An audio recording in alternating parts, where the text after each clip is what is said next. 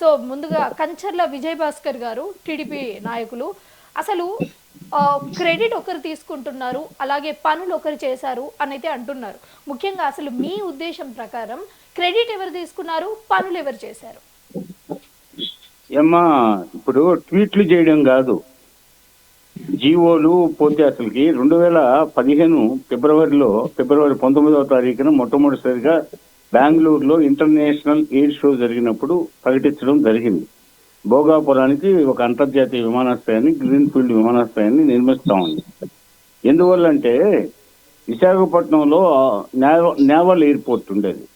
అది భారత రక్షణ శాఖకు సంబంధించిన ఎయిర్పోర్టు, అంటే నావికా దళానికి చెందిన ఎయిర్పోర్టు. 79 ఇప్పుడు 70వ దశకం చివరిలోనూ 80వ దశకం ఆరంభంలోనూ అది కేంద్ర ప్రభుత్వం అక్కడున్న ఉత్తరాంధ్ర ప్రజల ఇబ్బందుల్ని దృష్టిలో ఉంచుకొని తాత్కాలికంగా ఏర్పాటు చేసినటువంటి ప్యాసింజర్స్ కి అనుమతి ఇవ్వమని చెప్పేసి నావికా దళానికి విజ్ఞప్తి చేసి రక్షణ శాఖ ద్వారా తాత్కాలిక అనుమతులు పొందినటువంటి విమానాశ్రయం అది ఇప్పుడు దాకా కొనసాగుతుంది. సరే, ఎప్పటికైనా భారత రక్షణ దళాలకు చెందిన దాంట్లో ప్యాసింజర్ల ముసుగులో ఎవరన్నా అగంతకులు వచ్చి విదేశీ శక్తులు, విద్రోహులు వచ్చి ఇబ్బందులు పెట్టే ప్రమాదం ఉందనే ఆలోచన కూడా వచ్చింది. ఎందువల్లంటే 71లో పోతే ఇందిరాగాంధీ ప్రధానిగా ఉన్న కాలంలో భారత పాకిస్తాన్ మధ్య యుద్ధం వచ్చినప్పుడు అప్పుడు జలంతర్గామిని ప్రయోగించారు పాకిస్తాన్ వాళ్ళు. అది విశాఖ సముద్ర జలాల్లోకి ప్రవేశించింది. సరే, అదృష్టవశాత్తు ఆ నగరం ధ్వంసం కాకుండా నేవల్ హెడ్ క్వార్టర్ని, అంటే రక్షణ శాఖలో 3 విభాగాలు ఉంటాయి: పదాతి దళం, వైమానిక దళం, నావికా దళం. నావికా దళాన్ని హెడ్ క్వార్టర్ విశాఖ కాబట్టి దాన్ని ధ్వంసం చేయాలనే ప్లానింగ్ తో ఆ జలంతర్గామిని ప్రయోగించారు. సరే, మన నావికా దళం ముందుగా పసిగట్టి దాన్ని విధ్వంసం చేసింది. ఇప్పుడు రామకృష్ణ బీచ్ లో ఆ శిథిలమైనటువంటి ఆ యొక్క జలంతర్గామిని ప్రదర్శనకు గడ పెట్టారు. రోజు చాలా మంది విజిటర్స్ ఆ బీచ్ లో దాన్ని గడ సందర్శిస్తున్న చరిత్ర. కాబట్టి అది నేవల్ ఎయిర్పోర్ట్ అనేది ఎప్పటికైనా అది మనం సహకరించాల్సిన పరిస్థితి. నావికా దళానికి, భారత రక్షణ శాఖ ఎల్లకాలం మనం దాన్నే కొనసాగించలేం. ఈ పరిస్థితుల్లో స్వతంత్ర ఎయిర్పోర్ట్ ఆవశ్యకత ఉందని చెప్పి దానికి సంబంధించి బెంగళూరు ఇంటర్నేషనల్ ఎయిర్ షోలో ప్రకటించడం జరిగింది చంద్రబాబు నాయుడు గారు. ఆ తర్వాత 6 రోజుల వ్యవధిలోనే దానికి సంబంధించిన జీవోలు ఇవ్వడం జరిగింది. ఆ తర్వాత దానికి సంబంధించి సెంట్రల్ గవర్నమెంట్ నుంచి ఇన్ ప్రిన్సిపల్ జీవో తీసుకోవడం జరిగింది. అదేవిధంగా భూసేకరణకు సంబంధించి సివిల్ ఏవియేషన్ డిపార్ట్మెంట్ నుంచి, అంటే ఈ పౌర విమానయానానికి సంబంధించిన అన్ని సివిల్ ఏవియేషన్ డిపార్ట్మెంట్ కేంద్రంలో చూస్తుంటుంది. దానికి సంబంధించి భూసేకరణ చేయాలి కాబట్టి జీవోలు తీసుకోవడం జరిగింది. అదేవిధంగా రైతులకి పరిహారం చెల్లించే విషయంలోనూ పెద్ద ఎత్తున పరిహారాన్ని వాళ్ళు ప్రకటించడం జరిగింది. పోతే అదేవిధంగా ఈ విధంగా 2015 ఫిబ్రవరి నుంచి 2017 అక్టోబర్ దాకా ఈ తతంగం అంతా నడిచింది, ఈ పర్యావరణ అనుమతులు ఇవన్నీ. పోతే దీనికి సంబంధించి తర్వాత నిర్మాణ ప్రక్రియ స్టార్ట్ అయింది. నిర్మాణ ప్రక్రియ 70% పైగా పూర్తయిన పరిస్థితుల్లో తర్వాత వైసీపీ ప్రభుత్వం అధికారంలోకి వచ్చిన తర్వాత సరే, ఈ 5 సంవత్సరాలు ఏం జరిగిందో లోకానికి తెలుసు. తర్వాత విజయ్ భాస్కర్ గారు, ఇప్పుడు మీరు ఇవన్నీ చెప్తున్నారు, కానీ ఈ పనులన్నీ జగన్ హయాంలోనే జరిగాయి అని వైసీపీ నేతలు చెప్తున్నారు. సో మరి దీన్ని అసలు ఎంతవరకు మనం పరిగణనలోకి తీసుకోవచ్చు? అంటే అప్పుడు ఈ నిర్మాణ ప్రక్రియ ప్రారంభమయ్యేటప్పుడు దానికి ఒక కార్పొరేషన్, సివిల్ ఏవియేషన్ సంబంధించి విశాఖ అంతర్జాతీయ విమానాశ్రయ కార్పొరేషన్ మేనేజింగ్ డైరెక్టర్ ని అధికారులను నియమించాల్సి వచ్చింది. అప్పుడు డాక్టర్ వెంకటేశ్వర్లు అనే అతన్ని ఎండీగా కూడా నియమించడం జరిగింది. ఇతర అధికారులని, సిబ్బందిని మొత్తం ఏర్పాటు చేయడం జరిగింది. ఇప్పుడు అక్కడ వాళ్ళందరికీ జీతాలు ఇవ్వాలి. ఈ 5 సంవత్సరాల్లో జగన్ ప్రభుత్వ హయాంలో 5 సంవత్సరాల్లో వాళ్ళందరికీ జీతాలు ఇవ్వాలి. జీతాలు కొంత బడ్జెట్ కేటాయించాలి. అదేవిధంగా అక్కడ కరెంటు బిల్లులు కట్టాలి. అదేవిధంగా చిల్లర మల్లర పనులు ఇంకా కొంచెం ఉన్నాయి.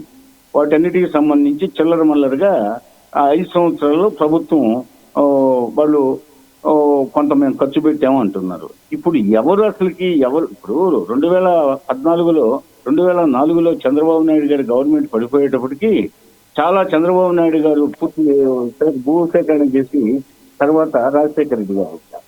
అదేవిధంగా చంద్రబాబు నాయుడు గారు 90%, 99% పూర్తి చేసినవి రాజశేఖర రెడ్డి గారి హయాంలో కొనసాగించాల్సి వచ్చింది.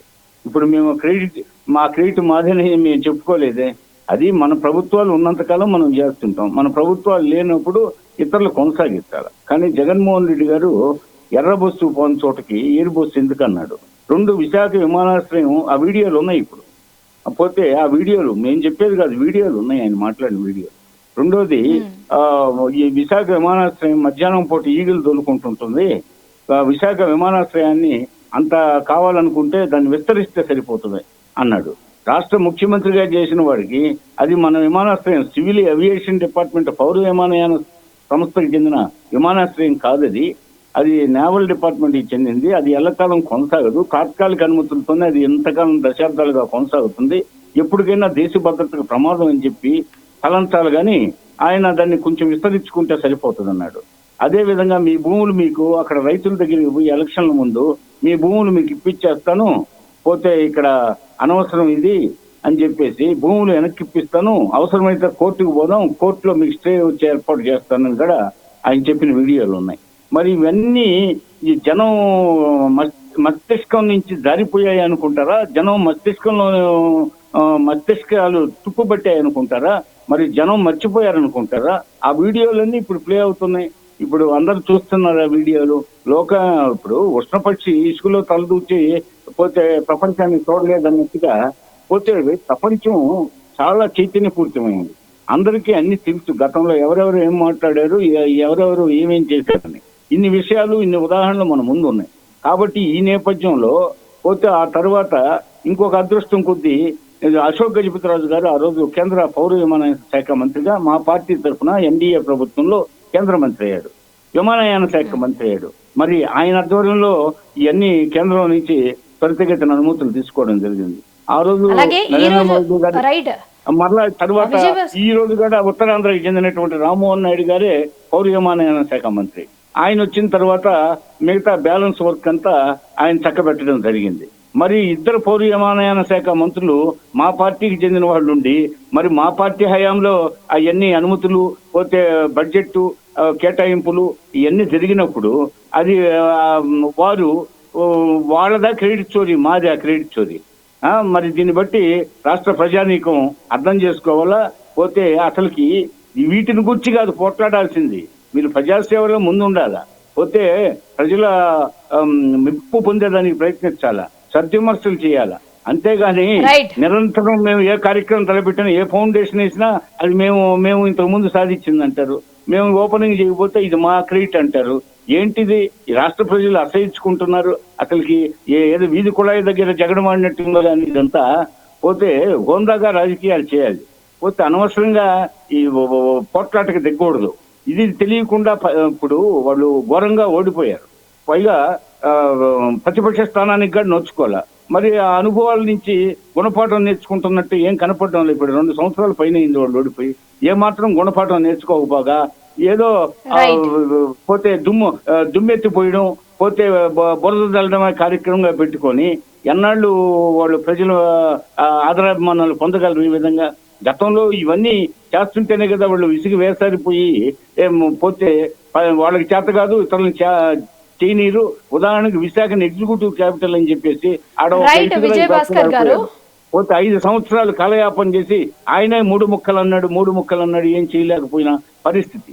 ఈ పరిస్థితుల్లో ఆయన మళ్ళీ భోగాపురం ఎయిర్పోర్ట్ యుద్ధానికి తలపడతాం, ఇలా యుద్ధాలకు తలపడటం. మొన్న సీదిరి అప్పలరాజు పరామర్శకి అనిపోయాడు, ఆయన పరామర్శించాల పోయి ఆడ ధర్మాన ప్రసాదరావు గారి ఇంట్లో అక్కడ ఇక్కడ కాలక్షేపం చేశాడు. తర్వాత తీర సమయం అయిపోయే టైంలో కదిలాడు.